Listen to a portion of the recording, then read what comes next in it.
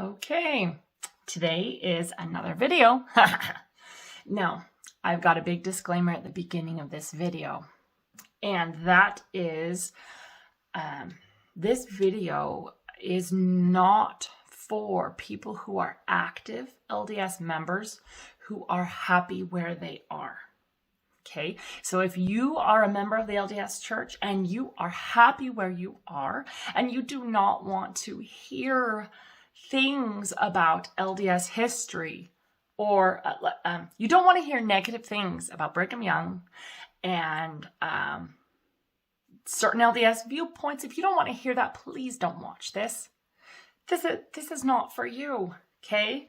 I'm trying to prevent, okay, I'm not here to trigger and stress all the LDS members, okay? So this video is not for you. If you're happy where you are and you don't want to hear negative things about church leaders from the past and even today.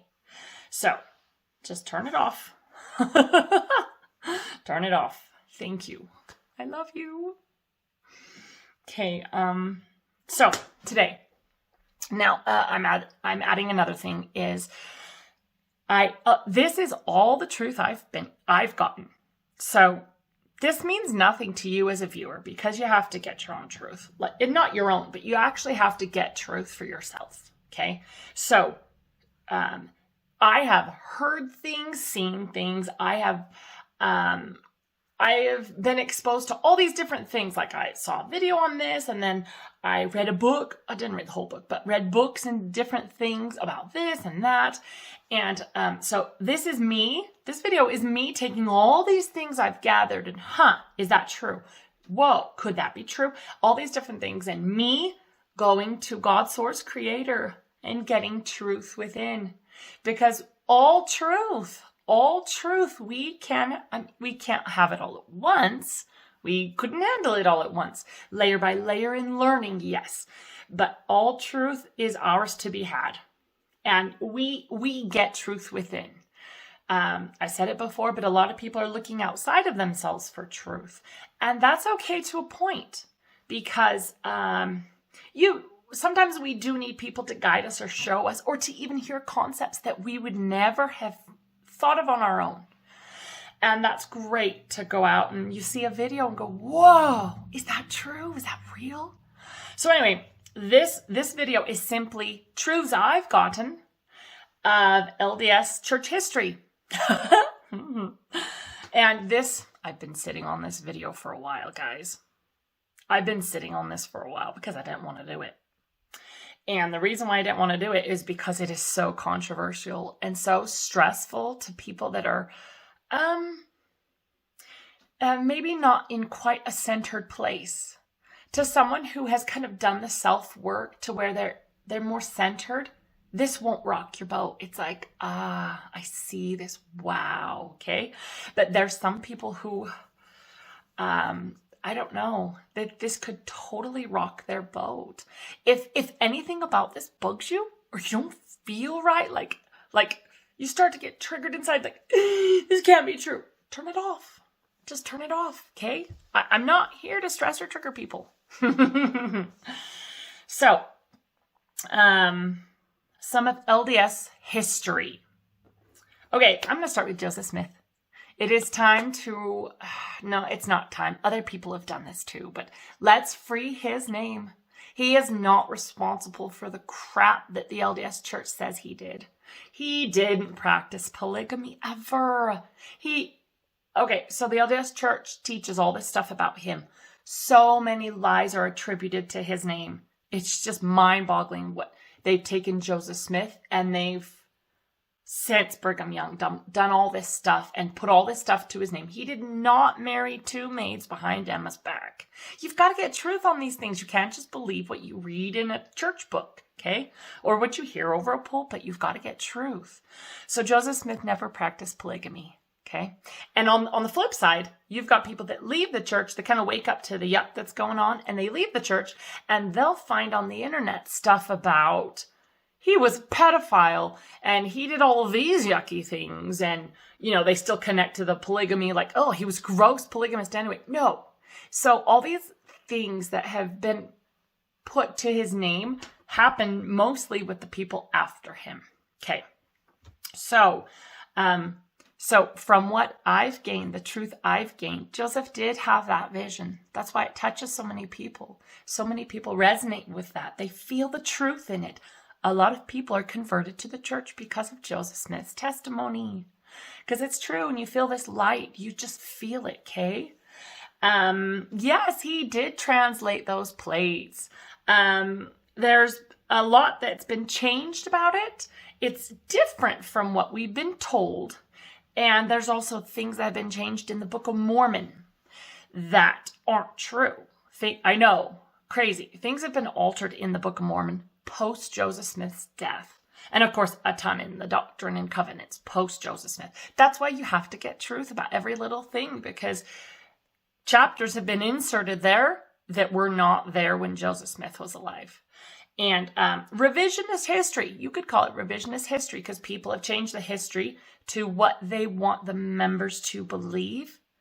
And so they'll follow them because they go, oh, well, Joseph Smith did that, then it's good that we do it, type of thing.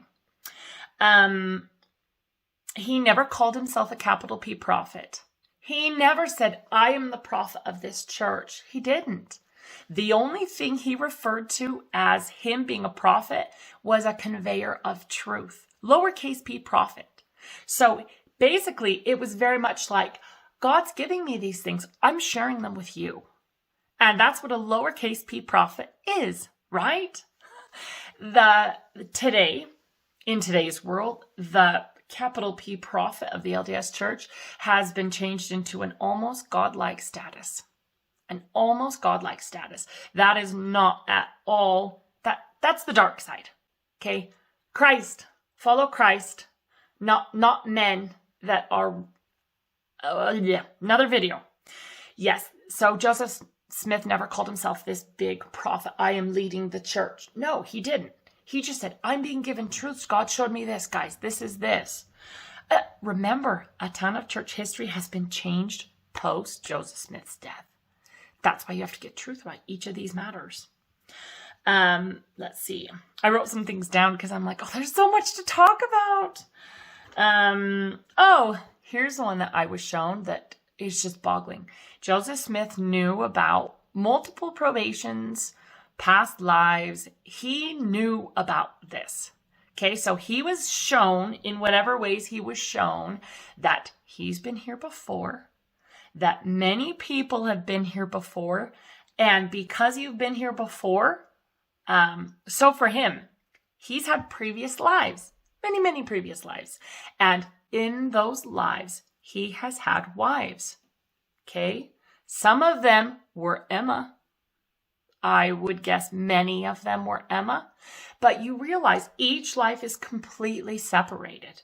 Okay? It is not cheating on your current spouse. Like each life, say the life before you came, you were married to a spouse in that life. And that spouse is not the current soul that you're married to now. This is not cheating. And this is why some people kind of go nuts when they hear about past lives, because they go, my eternal companion. They go, no, this is my eternal companion. There's a really good chance they are your eternal companion. And there's a really good chance you've had many lives before. But you don't die and go hang out in a mansion doing temple work for eternity. You don't. If you can wake up to that now, you're not going to have to wake up after you leave your body.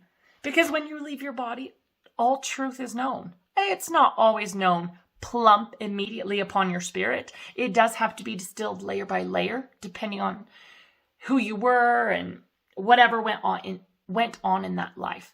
But you will wake up. When you go beyond the veil, you can't help it.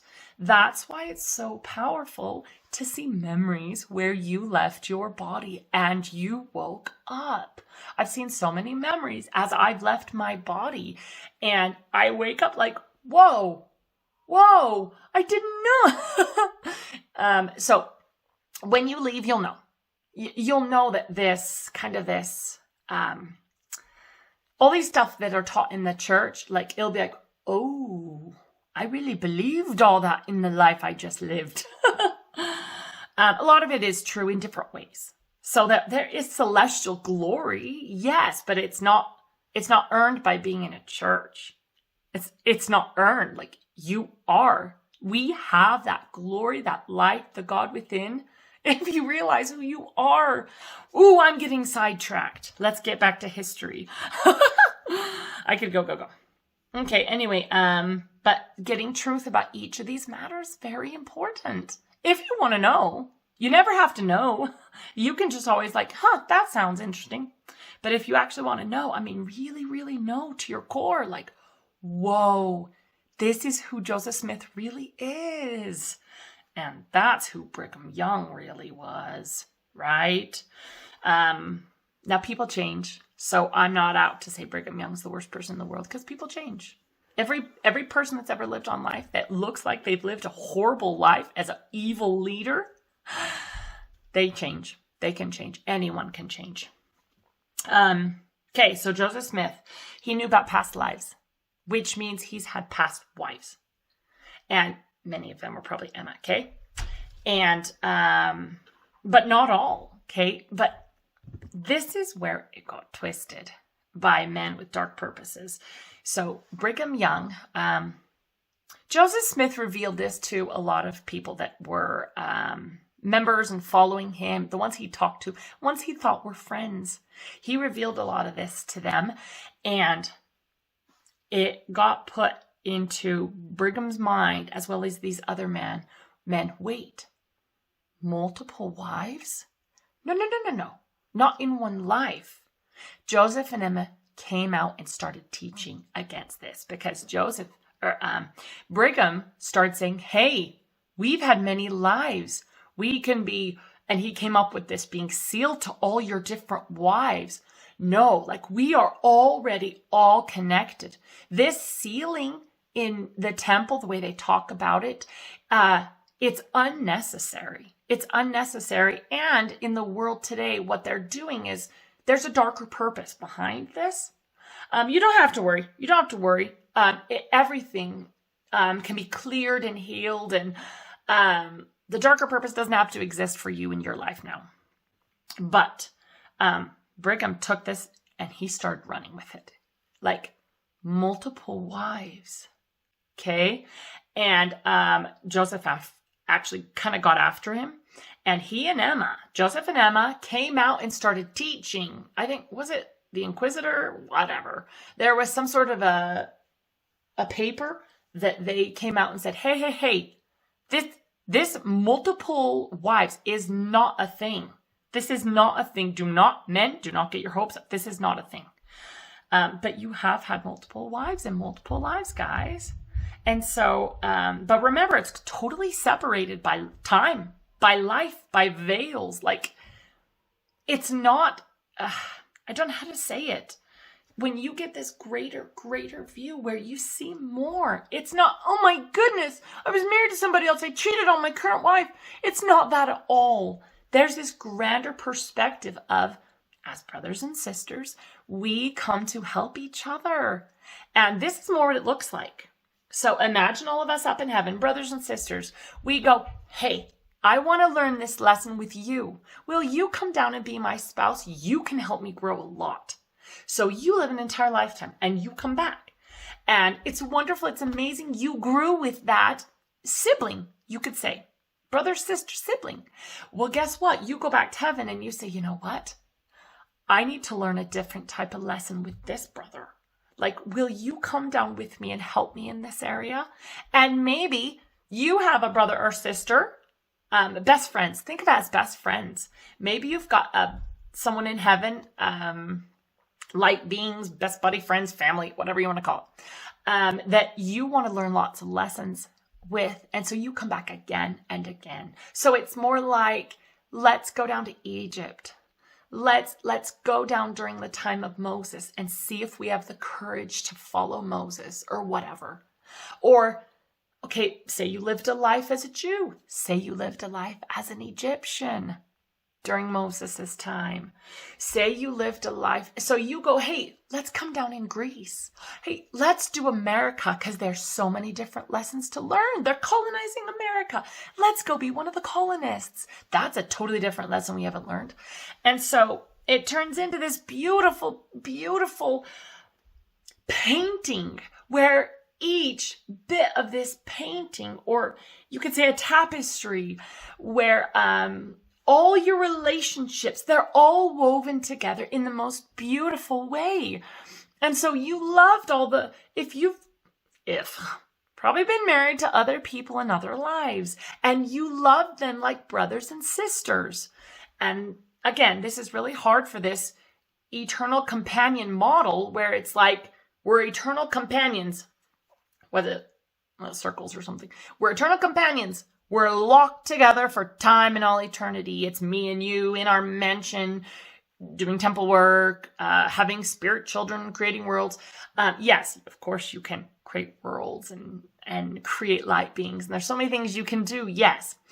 And if you really want, you can build amazing mansions. So there is truth in that. But it's not like this, whoa, it's just me and you. It's always been us and it always will be us. Okay? You couldn't grow that way. Anyway, so Brigham took this and ran. And the wheels turning, and he, let's talk a bit about Brigham Young. Okay, so Brigham Young, he was raised very much in, his family themselves too, were raised in the Freemasons, kind of a Masonic group.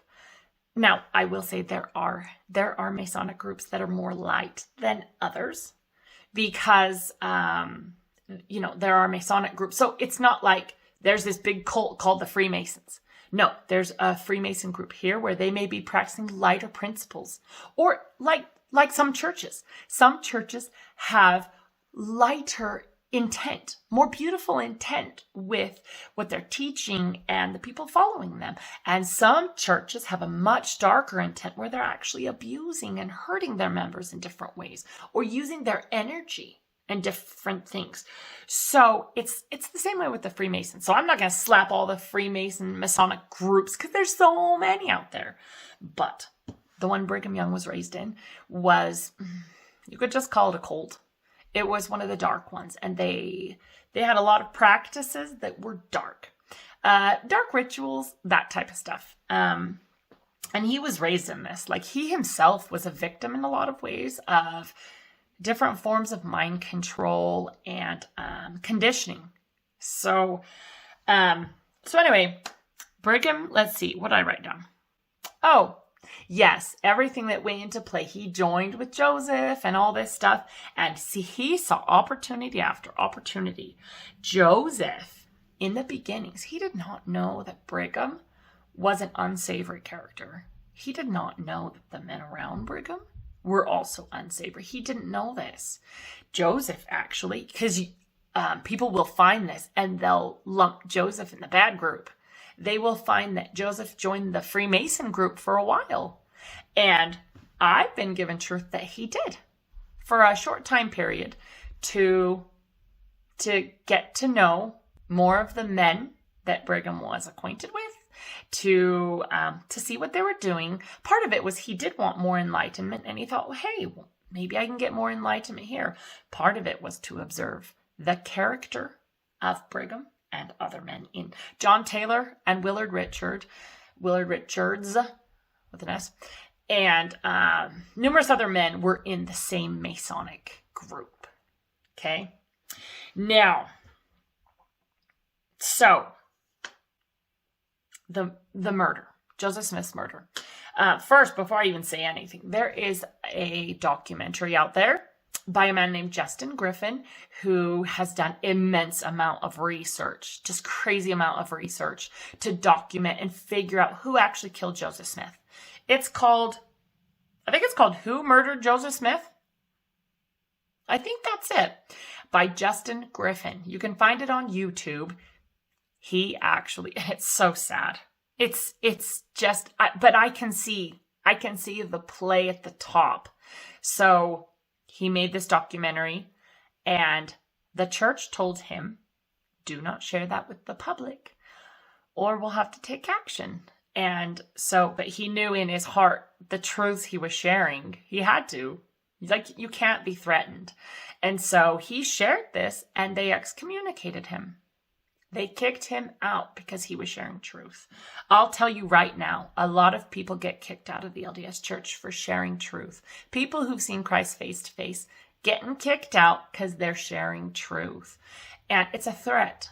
It's a threat to kind of this whole system. Because once someone's in excommunicated status, people within the church are very afraid of them. They say, whoa, you run fast. They're dark, right? And so there's a lot of fear. And so excommunicating someone, while it may liberate that person and wake them up, and they'll be like, whoa, the church kicked me out for not doing this horrible thing, or for sharing truth and good things. Yes, there's a lot of people that get kicked out for beautiful, wonderful, good things that they did or believed, and they're a threat. So they got to get them out. Anyway, oh yes. So I was shown, and so I had to go to the source of all truth. I had to go to God, and I had to connect and say, how much of this documentary is true? How much of it is true? And I was told and shown that most of this, like Justin has done his research, most of it is spot on. There are a few details here or there that were just a smidge different, but I don't even know if I should say. Well, anyway, I'll just say quickly. The documentary shows that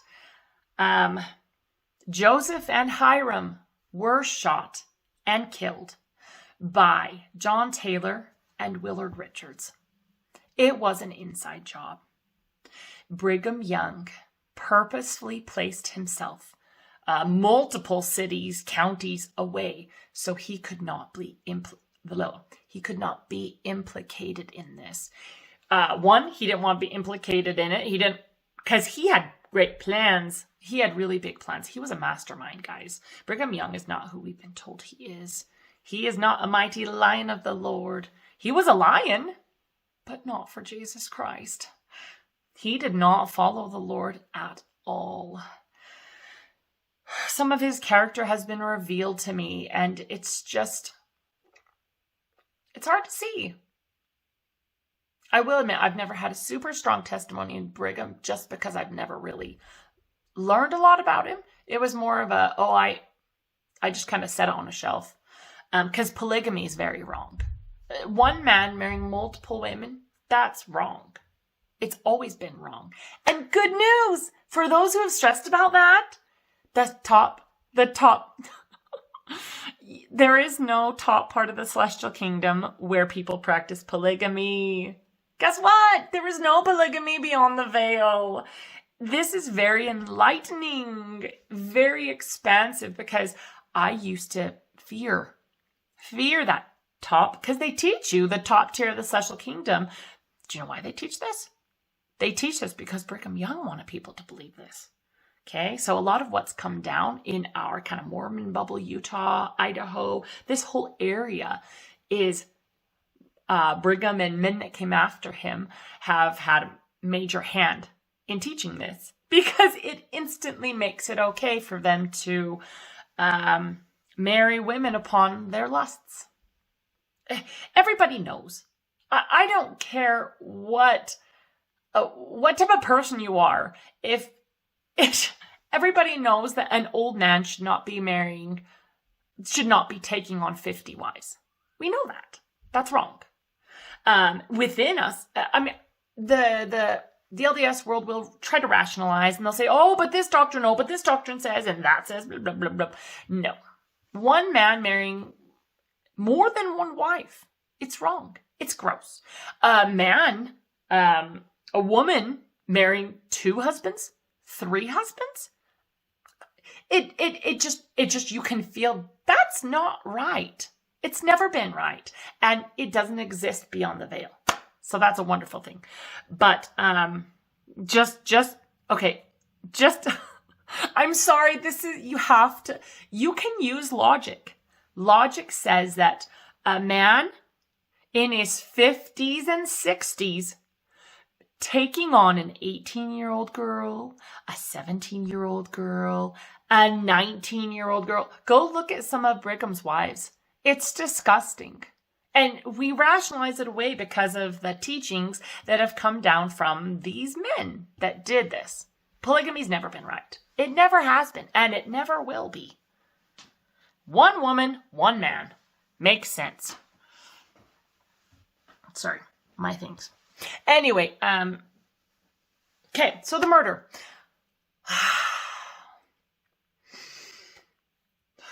Okay, Joseph and Hyrum were murdered by John Taylor and Willard Richards. I said that. Brigham Young placed himself far away because 1, he didn't want to be hurt if things went wrong. 2, he didn't want to be implicated because he had great plans for the members that would follow. And before, okay, so this is what it looks like. Willard Richards and John Taylor did not plan to kill Joseph so soon. They had hoped to actually do it in their sleep. And they had hoped, they were kind of planning, but they weren't that great in their plans. And because of things that were happening, things escalated to where they needed to dispatch of Joseph and Hyrum quicker. They had to do it quicker. And so it turned into kind of a sloppier plan. So they did not know Joseph and Hyrum had guns. Joseph and Hyrum had sympathizers that smuggled them guns, each of them a gun. And many of these sympathizers worried about their safety, especially around people that they didn't trust, like John Taylor and Willard Richards. So they smuggled guns to Joseph and Hyrum. And this is what I was shown. It's only a teeny bit different from what Justin Griffin portrayed so amazingly in that documentary. I would go watch it. He enacts it. There's just a powerful truth in it. So what it was they were, Joseph and Hyrum were in the room, and a small group of mob members, they were not shouting, and they didn't have their guns up or anything. They were coming up the stairs to talk to and potentially help out because they were on the same side as Willard and John. Willard Richards, John Taylor. I want to get their name right.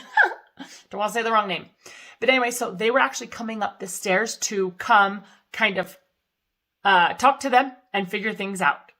And shoot the men if needed. Okay? Well, they did not know Joseph had a gun. And Joseph saw these guys kind of coming up the stairs. They weren't yelling and they weren't brandishing weapons at all. So they saw these guys coming up the stairs. And Joseph, who had a gun, pulled out and started shooting down the stairs. And the small part of the mob, it's not a real mob. They were all in on it with John and Willard. So it was never a raging mob, guys. It was never a big raging mob of people against him. It was an inside job. Okay? And so these mob members who had planned all this, I mean, it's all planned and everything was planned out. It wasn't perfectly, though. That's why they had to do it the way they did it. So they came up the stairs and Joseph Smith started shooting, and they did not know he had a gun. And this scared the pants off them because they didn't want to get hit or injured. And so they ran. They turned tailed and ran. And from this point, John Taylor and Willard Richards were like, dang it, they've got guns. And that's when John Taylor turns on Hyrum and starts shooting. All the bullet wounds on Hyrum, go watch the documentary. You can see how it was not musket fire, not at all. It was close range handguns, the handguns of the time. And the same with Joseph. So they started shooting Hyrum and Willard Richards. The details don't really matter. The documentary has it pretty well. The details don't matter that much. But in the end, Willard Richards and John Taylor shot up Hyrum and Joseph. Now, after Joseph was dead, because they had planned to have it make it look like a mob did it. So they took Joseph's body and they threw him out the window. Okay? He was dead. They threw his body out the window. He did not leap out the window. He did not get shot by a musket. At long range, if you go to the building, there are no musket fire shots on the outside of the building at all. By the window, at all. Nobody shot. Because when Joseph actually fell to the ground, the mob wasn't even there yet. Okay, so again, remember, their plans got kind of messed up. Like, oh, dang it. So they had to kind of make it work. So Joseph got thrown out. There was no mob at the minute he got flopped out the window. Hyrum's bleeding to death. Well, he's pretty much dead in the room. And anyway, chunks of mobs came later because they had to keep to the plans so that any observers around would see that I saw a big mob screaming and shouting and I heard a gunshot. So they had to kind of keep to their plans to cover up. This was not an ideal way to kill Joseph and Hyrum because John Taylor ended up getting shot up. By the way, his pocket watch did not get shot by a bullet at all. That's a lie. So many lies have come down to us. And for good reason, to cover up stuff. So anyway, this is getting long. It's okay. Let's go to 40. So the deed was done. Oh, by the way, they took out Samuel Smith. They killed Samuel Smith too because, they had to. Because Samuel Smith knew what was going on with Brigham Young. Like at the time that Joseph and Hyrum were killed, they did not trust Brigham. They were starting to believe the worst of him. Like, wait a second, his character is not what we thought it was. And Samuel knew this too. So they had to take out Samuel because he would tell all the other members, all the other saints, he would tell them, guys, Joseph, blah, blah, blah, and he would tell everybody. Anyway, so they took out Samuel too. They actually poisoned him. They poisoned him by degrees, but through food and water. And then they were hoping to dispatch of him with this horse accident. The horse accident was planned too. So the horse accident was planned and that happened. They were hoping he would die then. He didn't. The injury wasn't bad enough, but they poisoned him to finish him off. The church will tell you it was from the horse accident. No, guys, we've been lied to in so many places. This is why take all your church history books. If you want to know truth, take one point of it and say, wait a second. I've learned this. I've always believed this about Samuel Smith, such as he died from a horse accident. Is that true? Because you can gain truth for all these different points. There's a lot of revisionist history and a lot of lies out there. That's why it's hard to start to wake up to this stuff because you're like, whoa, I've been taught my whole life certain things. And that's how it was supposed to be. Okay, so Brigham, he had them out of the way. If you'll notice, so he obviously wanted to go way out west, away from the authorities, the government authorities, from prying eyes. He lusted after power and he lusted after women and he got it all. He got it all. Now let me tell you this. Let's think about this. Joseph Smith had a lot of the adversary, darkness, you could say, fought against Joseph Smith tooth and nail. Tons. In translating, in all the different areas, all the things, the light things he was trying to do, he got opposition, smacking him in the face. Everywhere, everything he did, everywhere he went. We have so many stories, and a lot of those are true. But after Joseph Smith was murdered, Brigham Young came over to Utah. The opposition ended. The opposition that fought against Joseph's light and truth ended. And Brigham flourished. All the men after him flourished. I know some people would say, well, no, going across the entire United States on foot or on horse, that was a trial. And yeah, that was really hard.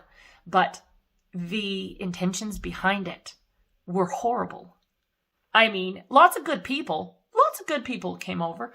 But you want to know this? And that alone, Brigham Young came over here. He had everything he wanted. He literally became the king over in Utah. He became the king. He was the religious leader, and, you know, he had built up this, and it continued through the years, but built up this godlike status of, I am the prophet, the great capital P prophet. He commanded things. He gained what he wanted, power. He wanted power. He wanted control. Yes, he wanted women, and he got them because he was the prophet, capital P prophet. He was the government leader. He pretty much had his entire way not here in Utah, over in Utah. I'm in Idaho. But a lot of his influence touches all the states around because of where he sent people. Fascinating. I've gotten so much truth. Jay and I are like, I can't even believe this is so, like, where I am now. It's actually like amazing to see, to have this expanded view and to see more. So I know for some people this is horrible. Like, I'm past the horrible point. I'm kind of at a point where this perspective is like, this makes sense. And guys, this puzzle of life, my puzzle's getting put together so much. Like, I can't believe all these puzzle pieces fitting together so crazy. And yes, it is sad. It is sad. Especially in the beginning when you're discovering this for the first time. Like, what? Brigham Young? This man I've always looked up to. And yes, there's these quotes by him. But there's so many things about Brigham. I could go on and on. Basically, he came to Utah, and he ruled. He ruled everything. He actually sent strong personalities away from him to distant lands. And people he didn't like, it was under the guise of, this is a prophetic calling from the Lord. He would, especially strong male personalities, he didn't want them anywhere near Salt Lake where he lived. And so he would send a family way out west, down south, up north, and also personalities that he didn't like, he sent far away. Or there were people that didn't do what he wanted. He would send them far away too. It would be like, the Lord has called you to go up to southeast Idaho type of thing. And they had to go. And so he would send away different people. He kind of built his own little kingdom. And he was a very lustful man. Lusted after power, control, kind of greed, and then after women. And but people can change. Remember that? People can change after they die. Like, you can always change. We're always growing, gaining, learning new lessons, because some people will condemn him to hell. And no, it doesn't work like that. Anyway, so I think I kind of want to pause there. Is there anything else? Oh, yes. Let me just quick, while we're talking about this. He built the Salt Lake Temple. On the outside of the Salt Lake Temple are the Masonic symbols of the Masonic group. They're not beautiful symbols of light. They look pretty. It's like, oh, well, that's a nice little sun. Pretty stars. They're actually satanic cult symbols in a lot of ways. And he actually built the basement on purpose for dark rituals. So this was all in the plans. The tunnels were not in the plans at that point. Those came later, but those are also used for dark purposes, many dark purposes. They can hide a lot of the yuck that they do in those tunnels because no one can see them and no one has access to them. It's so amazing. Sorry, amazing is not the word. You can see this greater perspective of, oh, why do they have these vaults in the mountains? Why do they have these tunnels under Salt Lake City? Just because the people are so popular? I mean, just because the leaders are so popular, they don't want to disrupt. No, these tunnels are being used for horrible purposes. Darkness beyond. Maybe I'll do a video on that. But anyway, so the temple was built with that basement with plans for dark rituals. If you want to learn more about Brigham Young and his character, there is actually a whole book written by his 19th wife. journaling how horrible it was to be married to that man. It was horrible. He would take his new brides. He had a special honeymoon suite that his new brides would kind of live in until he was done with them. When he would finish with his newest girl, he would move her to another part of the beehive house, or another, depending on how much he liked her, another home in a different area. I mean, not too far, but wherever. And then he would acquire his new bride. And that new young thing, so sad, would stay in this little special honeymoon suite. And he grew in power. He grew in dominion. I mean, we've got a university named after him, and people are all so excited and happy about this. And he was such an unsavory, yucky man. Anyway, and those are kind of part of the beginnings of the LDS church. Was there anything else I want to cover? We're at 40 minutes. There's so much more that we've been asking and receiving, and because we're open. So going to God and saying, okay, I know some of these things now. Show me more. Like, I'm open. You can open your heart and open your mind to more, because religions, governments, even kind of school system in a lot of ways, which you can blame the governments for the kind of the yuck in the school systems, but there's so many interconnected, all these powerful beings and players kind of in this whole yuck. They want us to be afraid. They want to block us off so we don't gain more truth. They need us afraid. They need us to stay within the bounds that they say God set. Not true. Not true at all. There are no bounds on you guys. You need to know this, because this is one of the deep conditioning. The conditioning that goes on in the LDS church is that don't go outside of the bounds. Even in the temple, guys, some people need to wake up. Who threatens you in the temple? Satan, Lucifer, threatens you. And who do you obey in that ceremony? You're obeying Lucifer. He tells you to put your clothes on, right? Your robes or whatever. You are literally obeying Lucifer in the temple. And you are listening to a threat he's giving you. Have you ever thought about that? Did you know most of the rites and rituals in the temples today stem from the Masonic cult? The Masonic cult that Brigham Young was in? The handshakes, the symbols and different things. They're not from God, guys. They are a flip of the dark side. So, if you are a dark being and you need light beings to follow you, okay? So you're not a good person.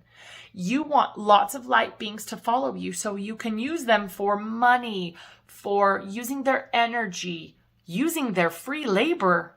Use them for all these different areas. I mean, who doesn't want an army of millions that will do what you tell them because they believe you're the prophet? Think about it, guys. So the only way you're going to get them to follow you is for them to think you are a being of light. Okay, so what they've done in the LDS church and in the temples is they've taken dark ceremonies, dark rituals. No light beings are going to go to the temple and wear red robes or black robes. And they're not going to do dark rituals. They won't. But if you make the robes white, make it look, word it carefully so that it looks like a thing of light. They have literally flipped what's light to be dark and what is dark to look like light. Okay? So you're seeing this flip side of the coin. And if you believe you're doing things of light, you're going to keep doing this, or you're going to keep following that. And this is why waking up to what's going on is so powerful, because all of a sudden you discover in your hands, we already have the power. We are God's embodied. Oh, you guys, and the limitations And kind of this cage that the church has put on us, like, this is who you are, this is who you will be, this is what eternity looks like. If you don't do what we tell you to, you'll never get this glory, but you'll get a level of glory, just a lower glory. No. You shatter that. You shatter that cage. Like where I am now, I have shattered that cage, and I'm like, oh, miracles. I see miracles so often through healing and just day to day. You can live in the most peaceful, beautiful life you've ever lived in, and it can be now. Oh, I'm feeling so much love for everyone watching this. I'm feeling so much love for all the people for Justin Griffin, who's made that movie, the love for all the people that already knew these things before I even gained my own truths. I want to send love, light, and gratitude to every being on this planet. Did you know you can do that? Oh, so much love, so much love. I've been sitting on this video. Because I didn't want to do it. I was told I needed to do it. And you're never forced. And that's how you know it's from Christ, is there is no force. It's not, you have to do this. That's how you can kind of look at things in churches, all churches, where they say, you have to. You must pay your money to us. You must attend this temple. You must go to sacrament. All these have-tos, you can know what's connected to Christ and what's not, because Christ doesn't. He doesn't say all of that. He says, I love you. Love. Like, love is, now I'm going into another topic. Anyway, I didn't want to do this. I've known for multiple months I needed to do this and share, and I needed to spread light and truth. And it is hard when you kind of know what some people are going to think of the video. But guys, right now, the LDS church is being run by a false prophet. He is not the only one, but he is the false prophet of the latter days that we've been warned about. You know those prophecies in the Book of Mormon that talk about the great apostasy and false prophets? Guys, the great apostasy is the church. It's the church and its leaders. Yes. Is it filled with crazy, amazing members? Absolutely. Loaded with light beings. But the church itself, from Brigham on, is literally apostatized. They have apostatized. They are not following Jesus. That's why they're not healing people. That's why you don't see President Nelson or any of the apostles laying their hands on people and healing them. Because they don't have the capacity. They don't work for the light, guys. They're not on the light side. They look like light. They're supposed to look like light.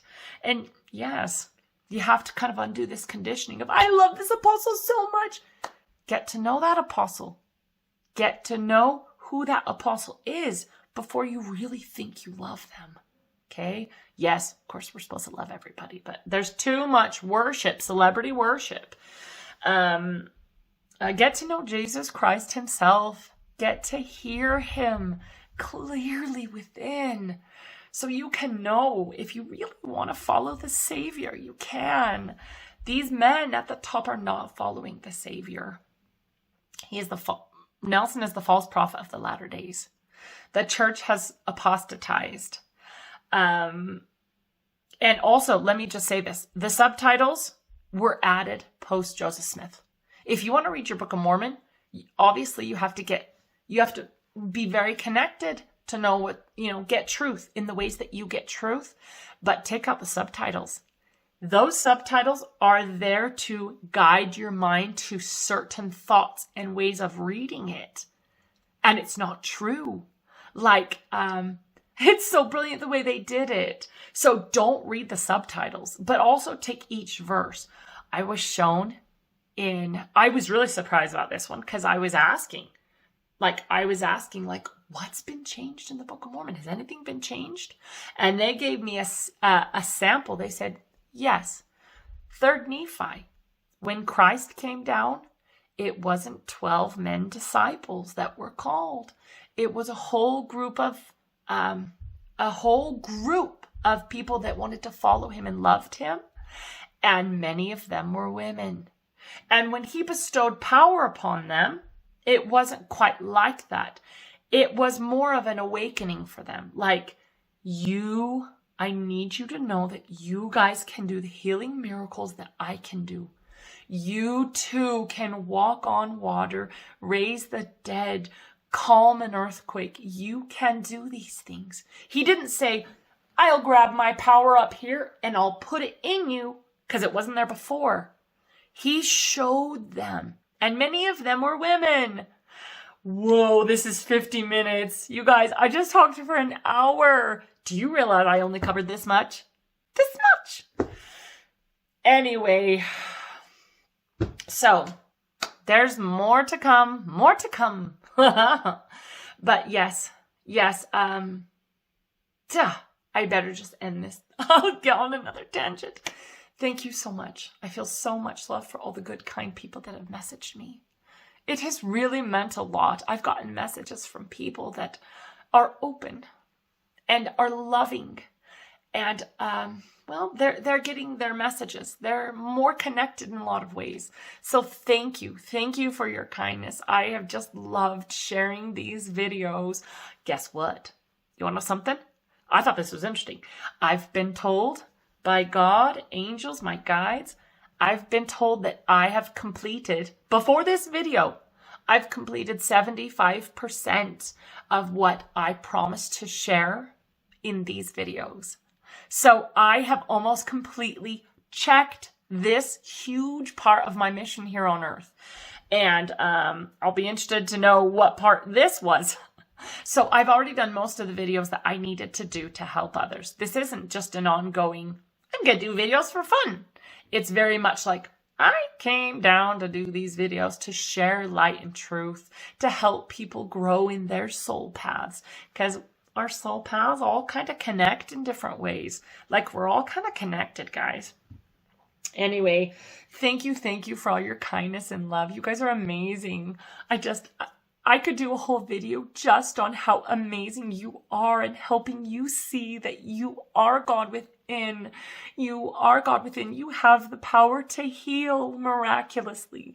You have the power to move mountains. When you wake up to this power, this is not prideful. This is not ego. You waking up to your inner power does more for others than you could possibly do in your sickened, blocked condition. You can break those blocks and free yourself. A lot of those blocks come from religions, but you're so powerful. You're a great light being. And I just want to convey this because there's so many things that religion is teaching that, one, you can't do without us. And it's not true. You can do miracles. You can work miracles. And when you wake up to your own power within, that you are God here on earth. Literally, you are source, God, creator, embodied. Like we all are. When you wake up to this, then you can really start helping people. And I mean in big ways, okay? And that's why it's not selfish to have power, to wake up to this. Whoa, we can work miracles. It's not selfish. You help more people when you wake up to who you are, your own divinity. Because there's a lot of lies in the world today about who you are and what you can do. Thank you. I'm going to keep going for another hour if I don't stop now. Thank you so much. Thank you. I love you guys.